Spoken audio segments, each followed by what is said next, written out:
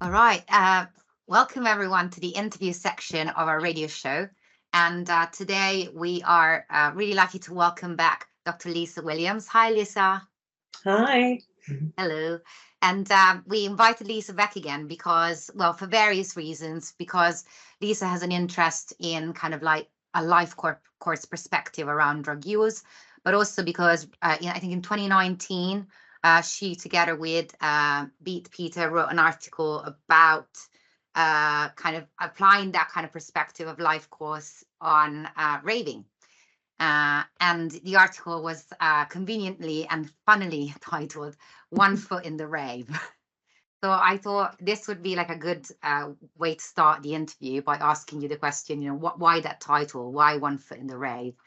And, why is this kind of like a good way to convey the relationship between raving and aging?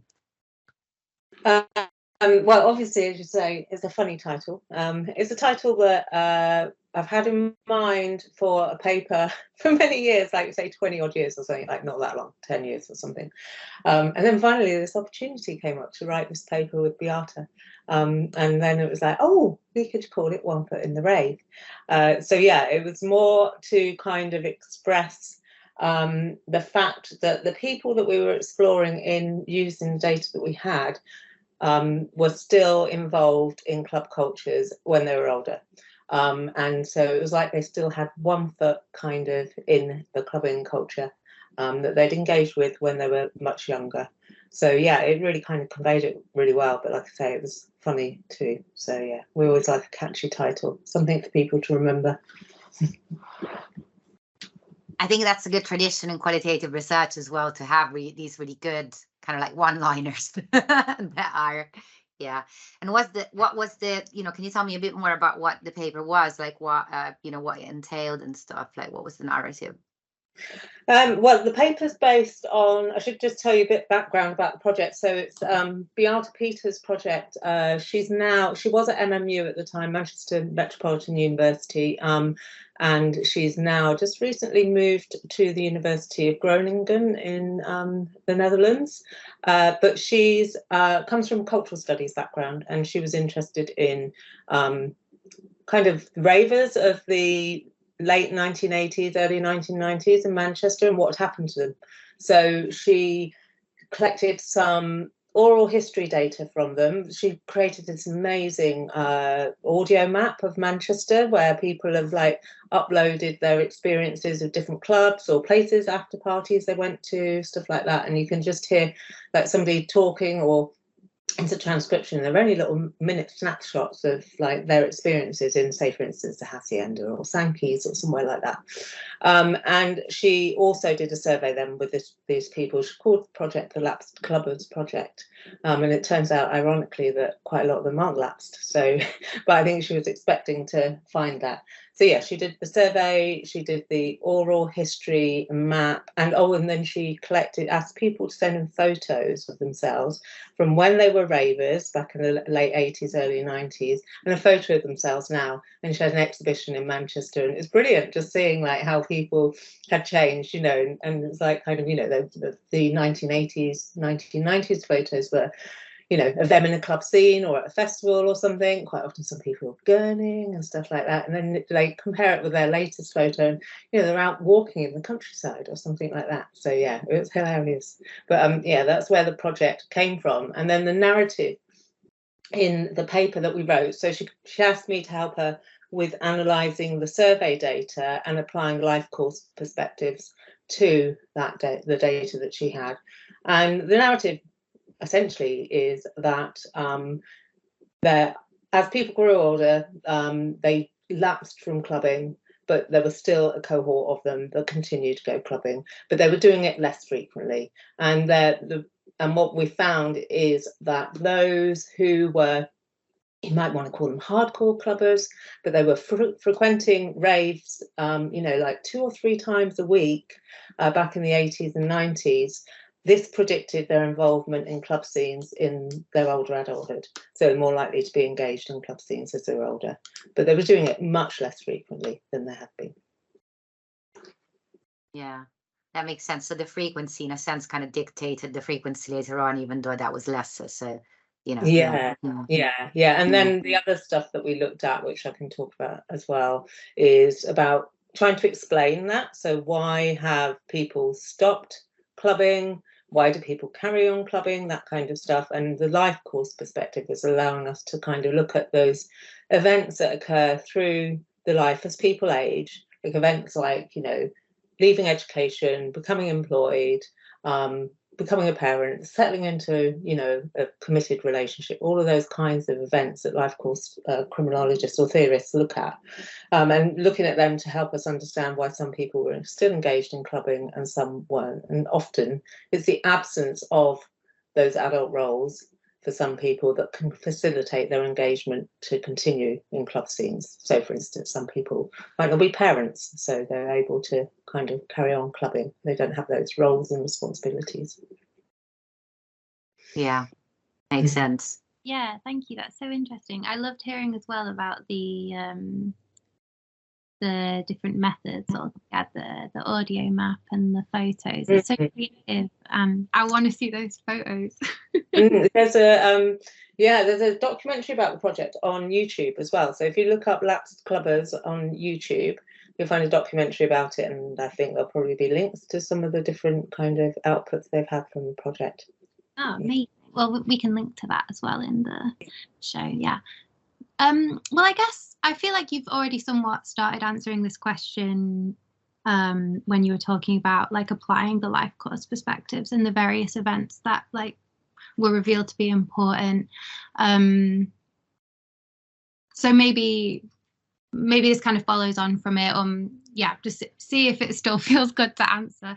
But I guess we were also interested in like what, you know, drew you or like continues to draw you to like using life course perspectives and applying it to like this particular example. Like why do you find it interesting? Why do you feel it's important? Well, it take me back to when I first started doing research at Manchester University. So the reason I kind of got interested in life course perspectives is because I was working on a longitudinal project called the Legal Leisure Study. And for those of you who don't know what longitudinal research is, it's like following up the same people over time. It's much like some people might be aware of the 7-Up project that you see on TV, and it's gone back to people every 7 years. They were born like in the 60s or something. And so our longitudinal project didn't go back every 7 years. It's going back every year from the age of 14 to 18, and then going back at age 22 and 28. And we were interested in how people's patterns of drug taking changed as they grew older. And so when I started working on that project when they were 22, you know, I started to think about how my social life and lifestyle choices kind of changed because I moved from down south to up north. I kind of, you know, made new friendships. As relationships changed as I grew older, I then moved to Manchester as well from Sheffield. And I started to just kind of reflect on all of these things, which are the life events that life course criminologists, or life course, say criminologists, because I come from a kind of criminology background, but it's broader than life course criminology. But developmental and life course perspectives are interested in these events and how they kind of, you know, predict behaviour or influence behaviour in some ways. So that's kind of where it came from for me. It was about the project that I was working on and thinking about my own life in relation to the people I was collecting data from, thinking, oh yeah, I do some of those things, and you know, or I'm like, you know, the things that changed for me were when I moved to different places and stuff like that.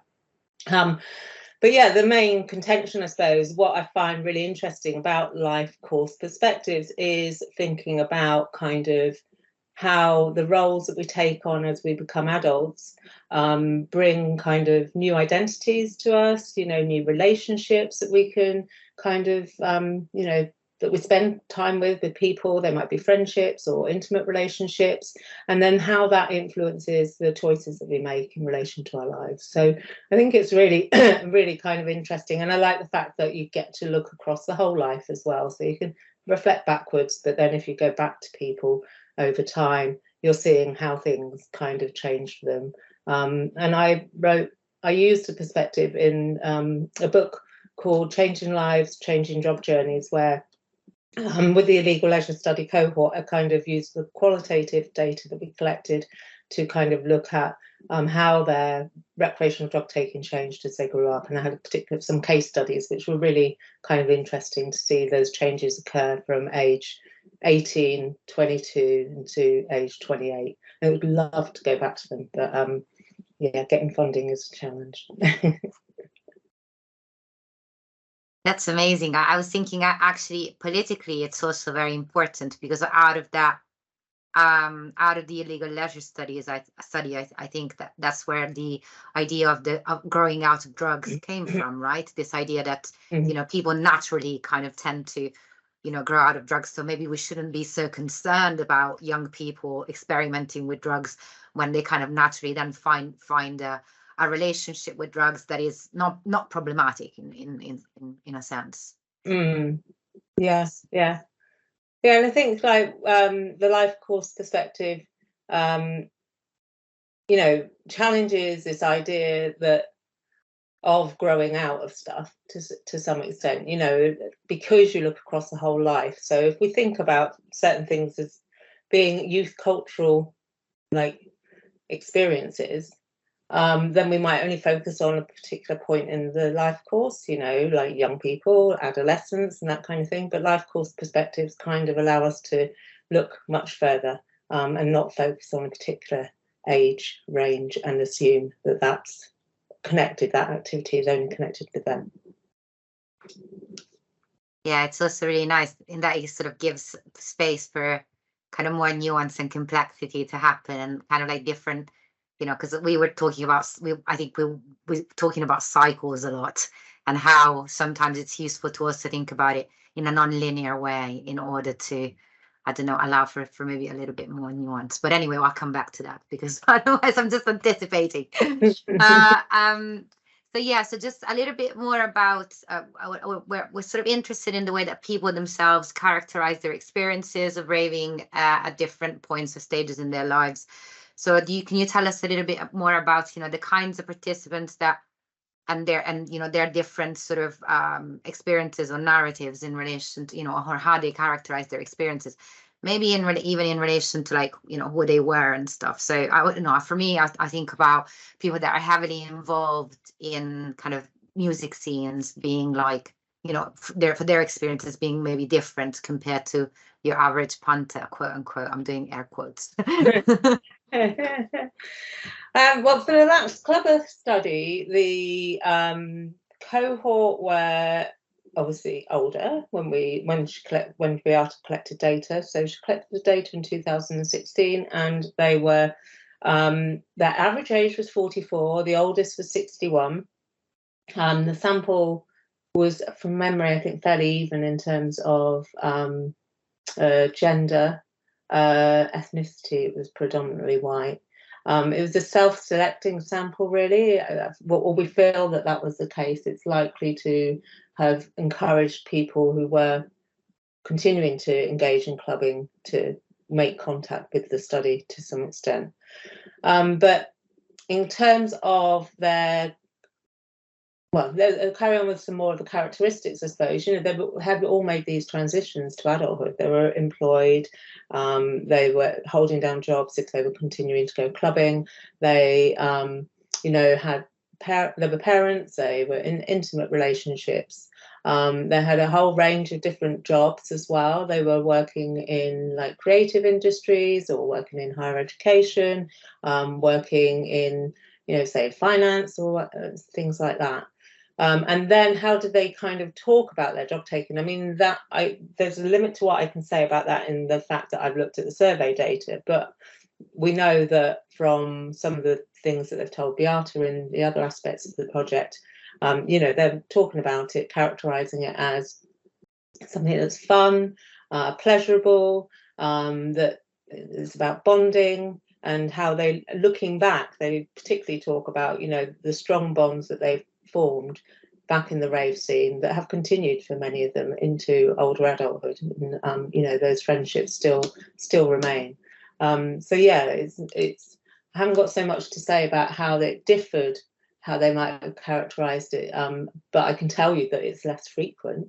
They don't do it as often, and we might want to surmise about why that is, in that it's difficult to balance all of that with all the demands of adult life, to go out as frequently. So, but yeah, it seemed to be very much about something that was different, countercultural, back in the rave days, but also about bonding and fun and pleasure. It's also interesting what you were saying around like fun, pleasure, but also like building relationships, like making these strong relationships that lasted.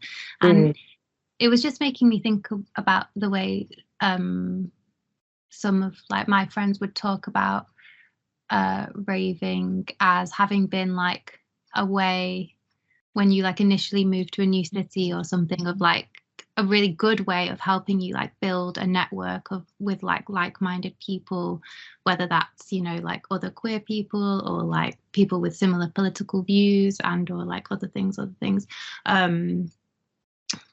So like, I don't know, it just made me think that I guess in some instances, if like raving is, whether like consciously or unconsciously, who knows, like being used for that purpose to like make relationships, once you've got them, like then your relationship with raving, it makes sense that it would change. Like, you know, like perhaps you're not like looking to meet new people in the same way, or like you want to still do it to like experience these places like with the people you've met, but like, yeah, it just serves a different purpose. Or that's so interesting.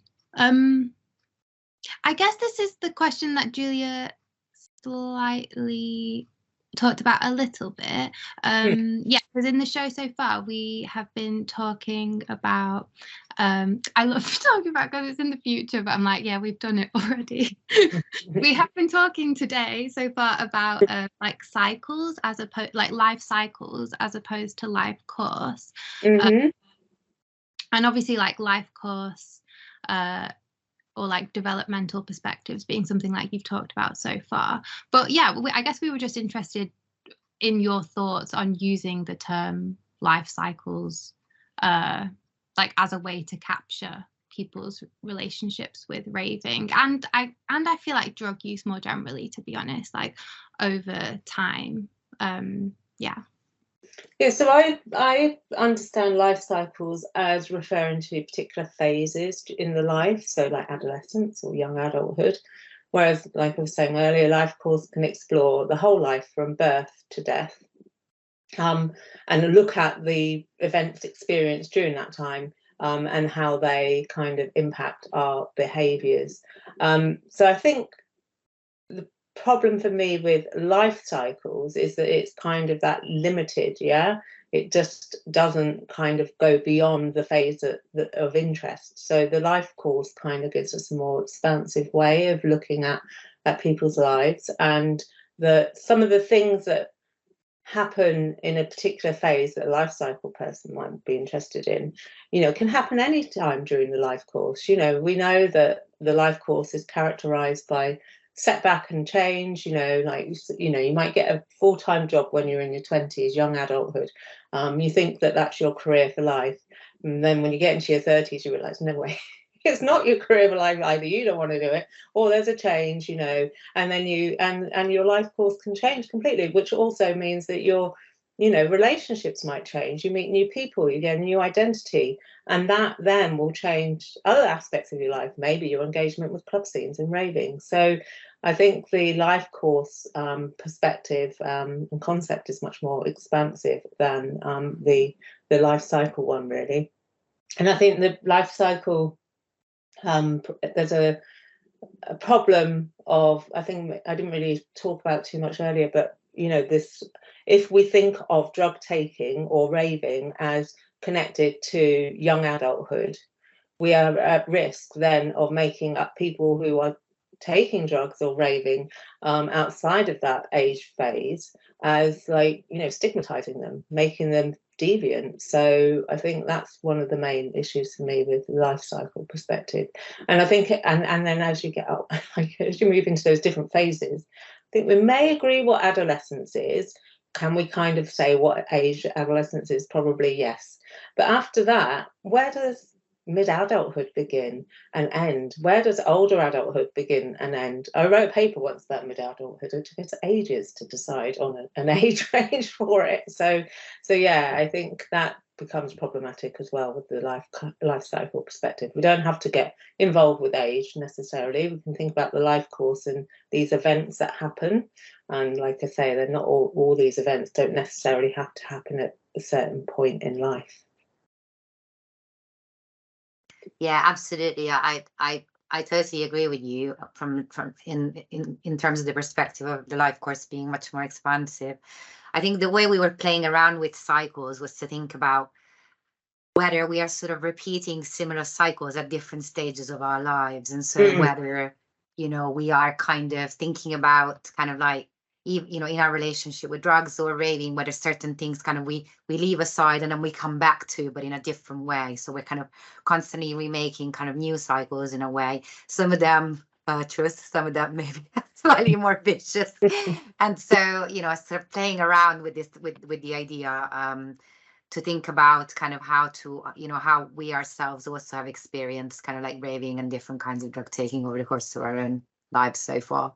Well, I think so. I think it's interesting you say that, because I mean, I think, yeah, people probably do disengage at different, and that's what I like about the life course thing, is this, that like nobody can see this apart from you two, as I'm going up and down, like life course journeys are like, you know, they go up and down, and like, you know, there's intense periods maybe of drug taking or raving at certain points in life, and then that becomes less intense because of some other demands in your life or changes in relationships or whatever, and then again it might become more intense, and it could be different then. It could be that you're, you know, engaging in a different club scene, or you're doing it less frequently, or you're taking, you know, drugs or different drugs, and I think like that, yeah, people revisit some of the things they do, but maybe in a slightly different kind of way, with a different head on as well. Yeah. Oh, I'm really glad I'm glad we did revisit that question, because I feel like that that will encourage us to consider, particularly I thought what you said about the risk of like portraying people who are not at that phase of life but engaging in that activity nonetheless as like deviant or like, yeah, abnormal, or, you know, there's something going on for that to happen, is like something yeah, that you like, in not even meaning to do so, like you could be doing it, and yeah, it will be nice for us to like have a like a concept that can keep us like looking out for that too when we're talking about it. Yeah, I mean, I think you know, there's, like I say, well, you hear these things, you hear people say like, well, they should just grow up.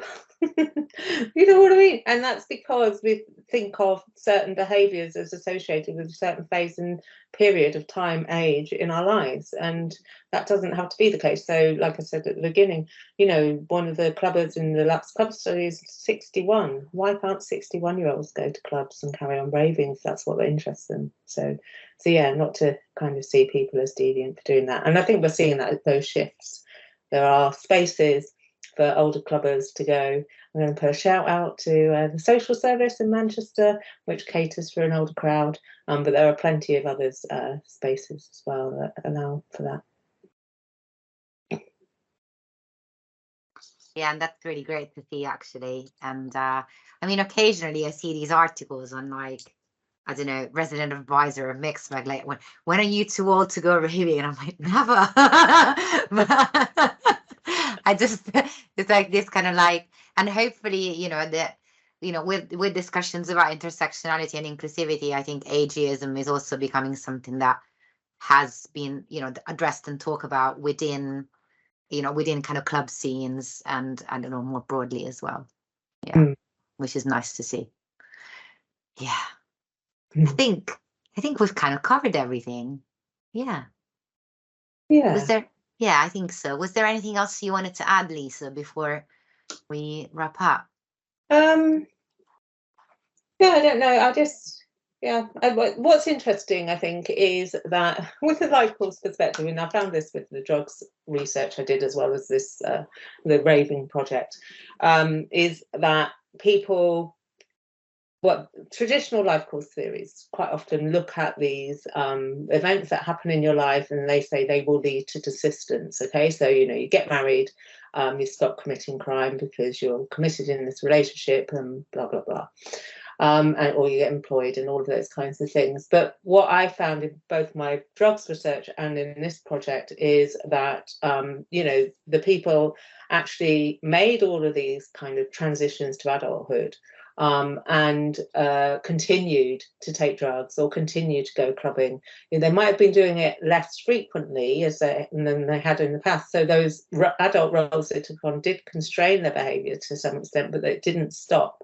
And I think what I really want to emphasize, I suppose, is that it really is testament to how much clubbing and engagement in club cultures means to some people when they have got all of those roles and responsibilities they associate with adulthood, and then they manage to fit clubbing in as well around like being a parent or having a full-time job and all the demands that we all have with full-time work and all of that kind of stuff. So it really then takes us back to thinking about, why do people do it? Because they love it, because it's pleasurable, they get something from it, they're bonding with people, that kind of stuff. So yeah, I think it's important to recognize that we shouldn't just be thinking about desistance as a result of these greater demands, but people kind of balance their roles and responsibilities and still fit in the things that they want to do. And clubbing is a lifestyle choice for some people that they want to fit in. So yeah, thank you for that. That's very important to emphasize. Desistance doesn't need to mean abstinence. No. Yeah, I think it's like a slow gradual process, with in a lot of the research I've been doing, for many people hasn't come to an end yet. They may say, I've not taken drugs for a few years or anything, but I'm not going to say I never will. Never say never. So it just it's that idea of like, that people, different opportunities come along at different times in life, and if you have a kind of positive attitude towards drugs or towards clubbing and stuff, then you'll be open to doing it again. Yeah, that's lovely. Thank you. It's all right. And on that note, thank you again for coming on the show again, and we're so we're so happy to be able to chat one more time. And and hopefully see you soon. Take care. Thank you.